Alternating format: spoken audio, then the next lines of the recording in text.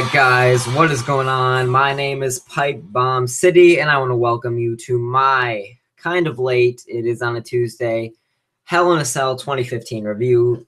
Last Sunday night, or this Sunday night, we had what I thought was a pretty good damn Hell in a Cell pay-per-view, guys. So tonight I'm going to be reviewing that for you guys. If you want to check out my Instagram, it is instagram.com/pipebombcity. I'm pretty sure 100% out of 100 that you're going to be on my YouTube channel for this, so be sure to hit that subscribe button, guys.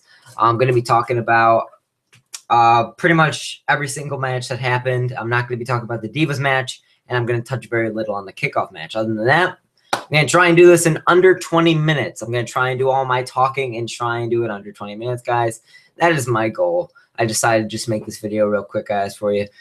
But if you like this video, be sure to hit that like button. If you have any suggestions or your opinions on the pay-per-view, be sure to comment down below, guys. I love hearing your opinions. All right, here we go. We're just going to jump right into this. The kickoff match. I did not watch it. Just going to say that straight up. I did not watch it, but I heard that Cesaro was the full-on shit. That's just what I heard, that Cesaro wrecked everybody in that match. One of my predictions was right. This first prediction, I predicted that Team Babyface was going to win, and yes, they did. Other than Cesaro crushing everything, I didn't really hear much about the match. All right, but the first match of the night, we had the United States Open Challenge, which was surprising for me. I didn't really know that they put that match for the opening match, especially considering, you know, mystery opponent and John Cena. And the mystery opponent is, as soon as the music hit, I thought it was going to be Jack Swagger. I'm like, oh, God, they're going to make Cena lose this title to Swagger. They're in Swagger again. Like, oh, my God. Then Zeb Coulter came out. I was like, all right, at least he's with Coulter, but still, I do not want to see Swagger as champion. But Coulter's back.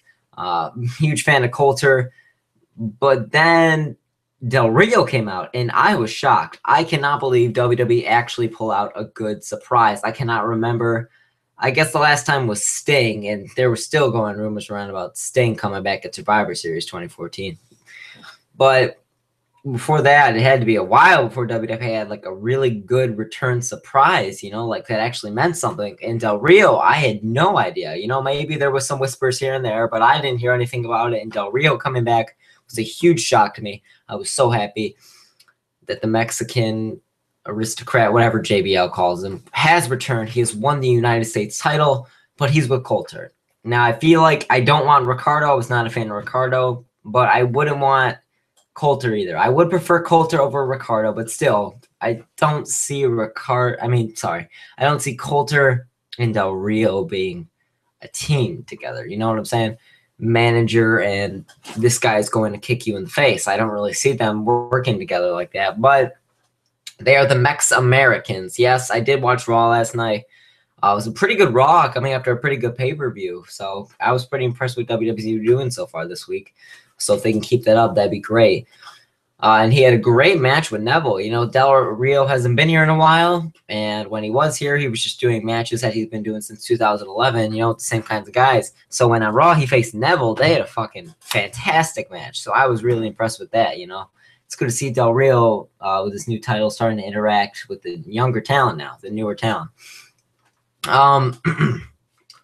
But that match, I'm going to give it a solid 7.5 out of 10. It was a pretty good match. The ending was fucking, I feel like the crowd didn't really expect it, but hey, Del Rio ended up winning and new United States champion. So the second match we had was Roman Reigns and Wyatt. Now, the card order kept getting stranger and stranger because I don't really know why Reigns and Wyatt was up next. I didn't expect that at all.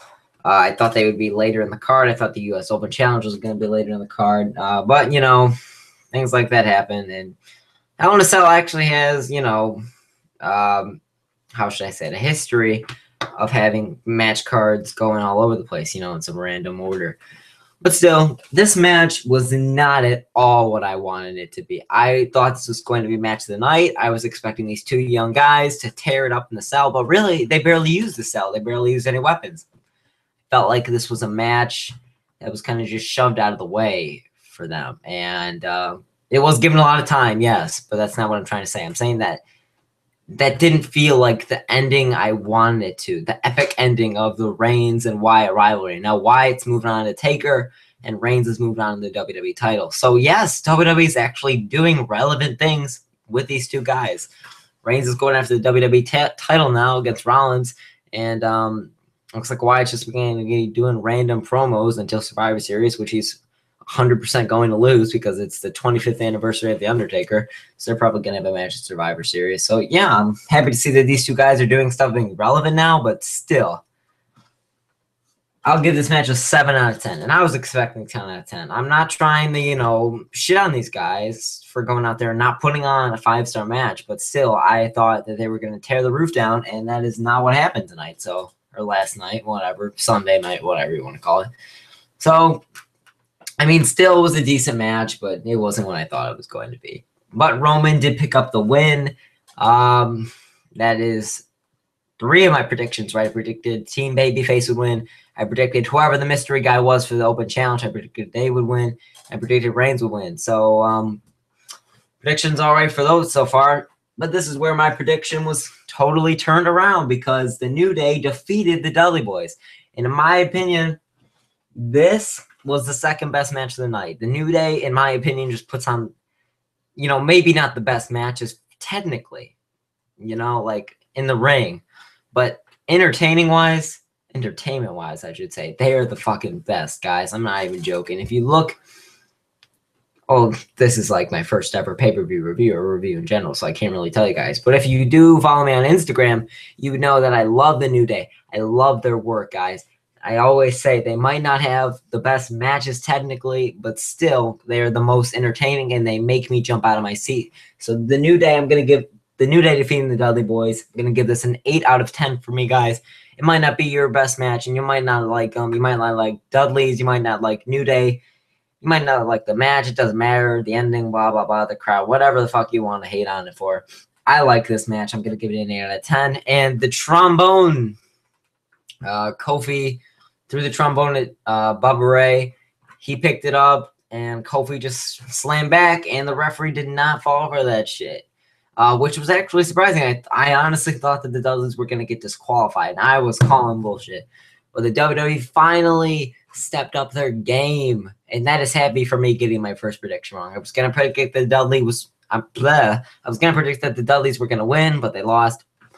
And upset about that, but still, I didn't want, you get what I'm saying. I didn't want the Dudleys to win. I love New Day, but still, that's a prediction wrong. You know what I'm saying? But completely made up for that because the match was just perfect. It ended perfectly, and WWE did not pull their usual bullshit. I feel like tonight was the night of not having WWE's bullshit. You want to know why? Cesaro kicked ass. Rollins won the title clean. Reigns and Wyatt are doing things that are relevant. Cena lost clean. A good ending to a match for a tag team match and not getting disqualified. When has that ever happened? When the WWE has stopped disqualifying somebody. There was blood everywhere in the main event. And we got to see Ryback get crushed. This was the night that WWE did not pull their bullshit. And that's just what I'm going to say right now, guys. This was the night WWE did not pull their bullshit. And I am so happy to just look at everything I said. So I'm just going to say real quick, just right in the middle of that match review, props to WWE. They impressed me tonight, or Sunday night. I got to stop saying tonight. But they did impress me, and they did impress me on Raw. So still, props to WWE for that. All right, the next match right here. This was the potty break match, because Rollins defeated Demon Kane to retain the WWE World Heavyweight Championship, and I would say a 6 out of 10 match. I was going to give it a 5, at best a 5.5, but I really thought about how Rollins was doing pretty good against this slow fucking Kane, guys, this slow old opponent, and how Rollins just overcame it and tried to put on a good match. So I gave it another point just for that. So 6 out of 10 for this match. Was not one of Rollins' greatest matches, really, guys. And I'm going to have to blame Kane on this one. Kane, goddamn Kane. I don't know how many times I've shit on Kane, but I goddamn hate Kane. I just hate Kane so much, guys. I cannot even control myself. And I'm sorry that, real quick, if it had a circle, you know, on Google Hangouts with my profile picture in the middle, I'm sorry if that happened. And now all of a sudden there's a picture. I don't know if this is happening or not, but if it is, I'm very sorry.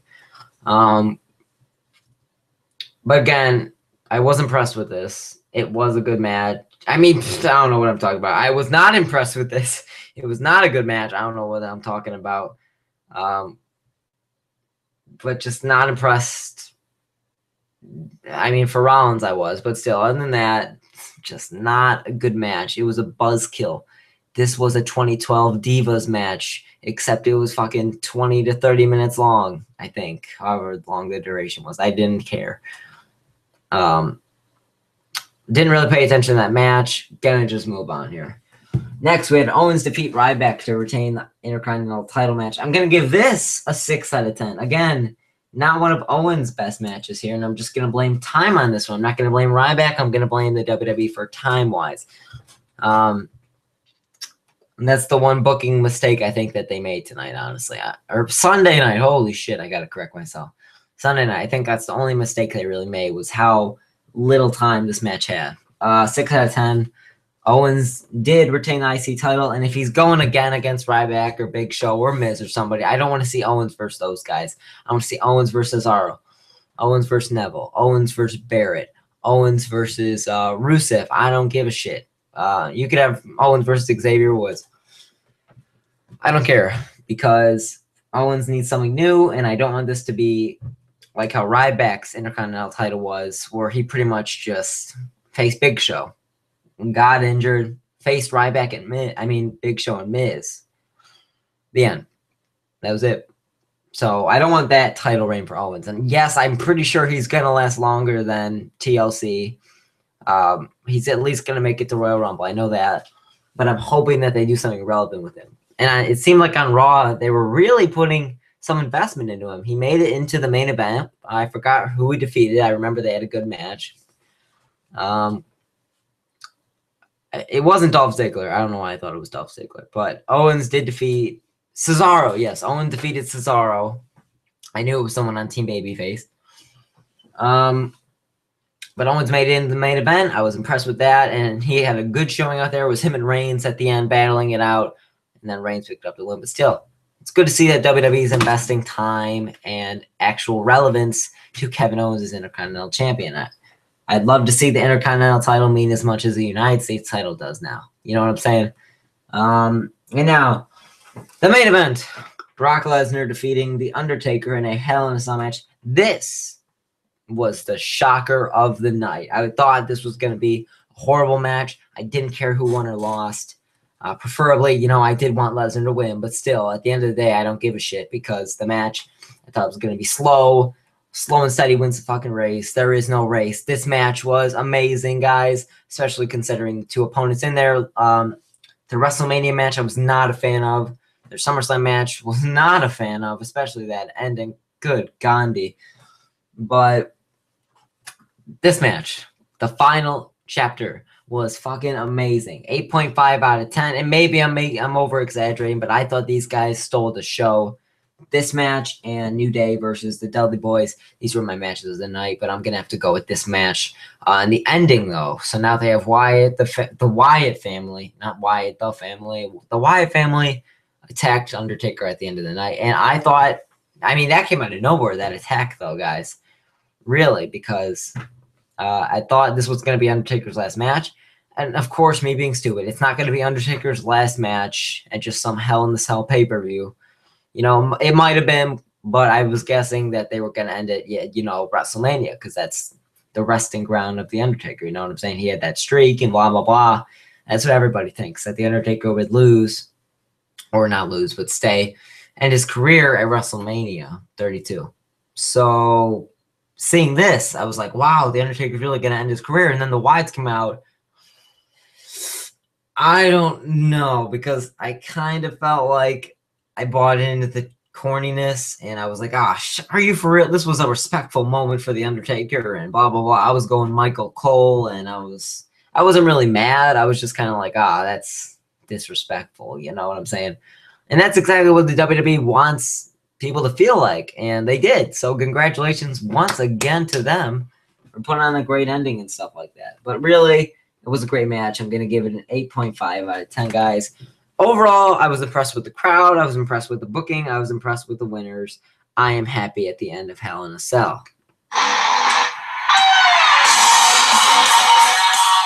All right, bye, guys. But the overall rating I'm going to give this pay-per-view is a...